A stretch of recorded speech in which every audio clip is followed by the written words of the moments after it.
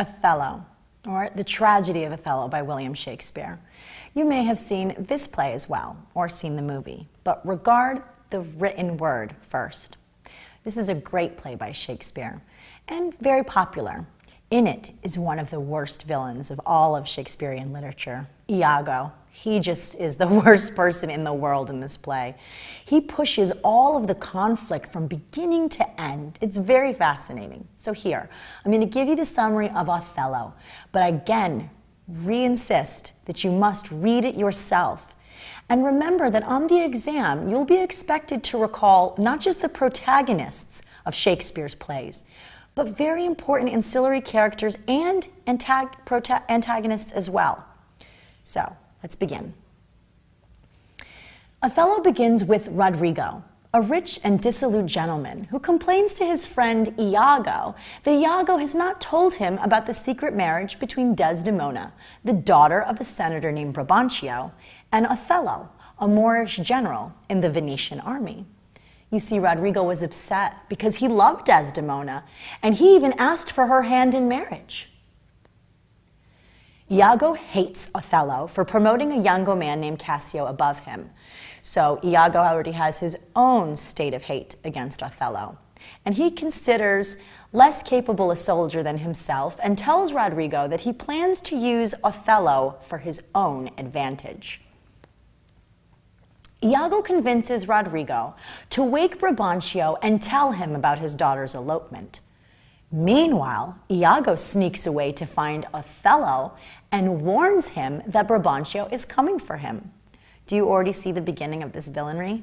How he is playing both sides of the fence?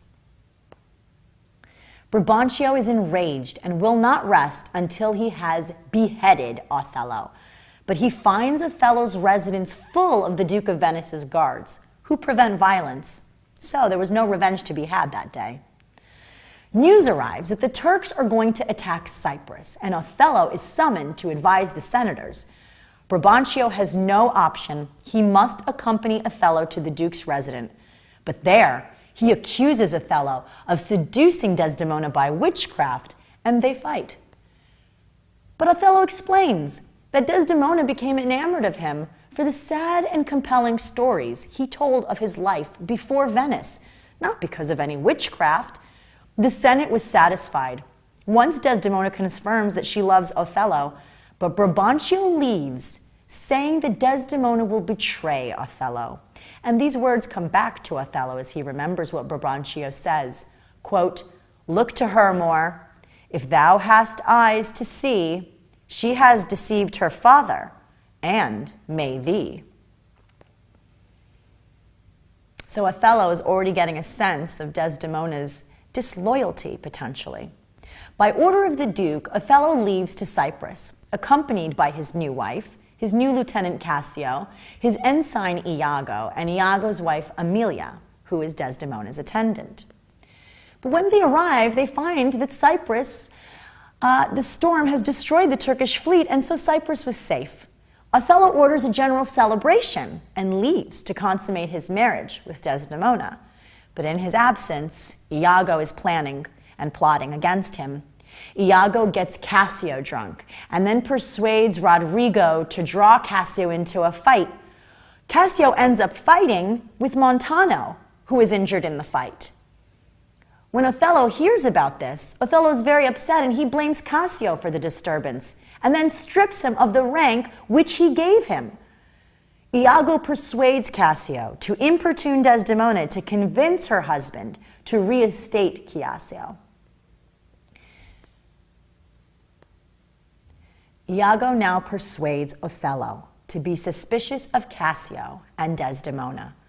When Desdemona drops a handkerchief, the first gift that Othello ever gave to her, Aemilia finds it, Iago's wife, and gives it to her husband Iago at his request. But she is not aware of what Iago plans to do with it. Othello vows with Iago for the death of Desdemona and Cassio. You see, the idea of Desdemona's loyalty was already planted in Othello's head with his father's words telling telling him to be wary of Desdemona, that if she could fool her father, that she may fool even her husband. Now, Iago, provoking Othello even more and creating false jealousy in Othello for some kind of affair that is not happening between Desdemona and Cassio, enrages Othello and ends up sprouting that seed that was planted by Brabantio, making Othello fully believe that he cannot and can never trust Desdemona. Iago plants the handkerchief in Cassio's lodgings and then goads Cassio on to talk about an affair that he had with Bianca, a local courtesan. But while Othello is watching Iago and Cassio talk about Bianca, Othello thinks that the two men are talking about Desdemona, and that Cassio is telling Iago about his affair with Desdemona. Later, Bianca accuses Cassio of giving her a gift he received from another lover. Othello sees this, and Iago convinces him that Cassio received the handkerchief from Desdemona. Enraged and hurt, Othello resolves to kill his wife and asks Iago to kill Cassio. Othello proceeds to make Desdemona's life miserable, even hitting her in front of visiting Venetian nobles. Meanwhile, Rodrigo is complaining that he has received no results from Iago in return for his money and efforts to win Desdemona back. But Iago convinces Rodrigo to kill Cassio. Do you see how evil Iago is? It almost seems in the story that he has no other purpose instead of creating conflict among the characters. Rodrigo does attack Cassio in the street after Cassio leaves Bianca's lodgings. Cassio wounds Rodrigo, but Iago comes from behind Cassio and badly cuts Cassio's leg. The fight ensues, and afterwards, Cassio identifies Rodrigo as one of his attackers. Iago secretly stabs Rodrigo to stop Rodrigo from revealing the plot of Iago wanting Cassio dead. Iago then accuses Bianca of a failed conspiracy to kill Cassio. You see how Iago is in the middle of every single situation and yet finds himself totally blameless by others. Othello confronts Desdemona, and in a terrible scene, he strangles her to death in their bed. When Othello mentions the handkerchief as proof of her adultery, Emilia realizes what her husband Iago has done, and she exposes him for his lie and deceit.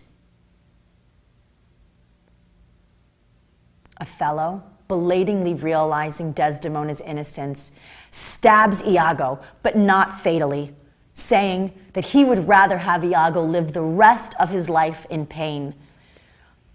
And perhaps in one of the most frustrating elements of this play, Iago refuses to explain his motives, vowing to remain silent from that moment on.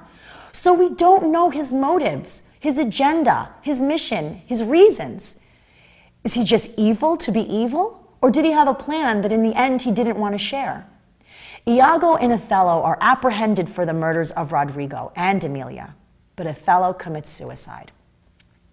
Gratiano is appointed Othello's successor and exhorts Cassio to punish Iago justly. Cassio is now reinstated to the state Othello originally put him in. In this, I want you to hear Othello's speech. This is him convincing himself that he must kill Desdemona. It is the cause, my soul. Let me not name it to you, you chaste stars. It is the cause. Yet I'll not shed her blood, nor scar that whiter skin of hers than snow, and smooth as monumental alabaster. Yet she must die, else she'll betray more men. Put out the light, and then put out the light. If I quench thee, thou flaming minister, I can again thy former light restore. Should I repent me? But once put out thy light, thou cunningest pattern of excelling nature, I know not where is that Promethean heat that can thy light relume. When I have plucked the rose, I cannot give it vital growth again. It must needs wither. I'll smell it on the tree.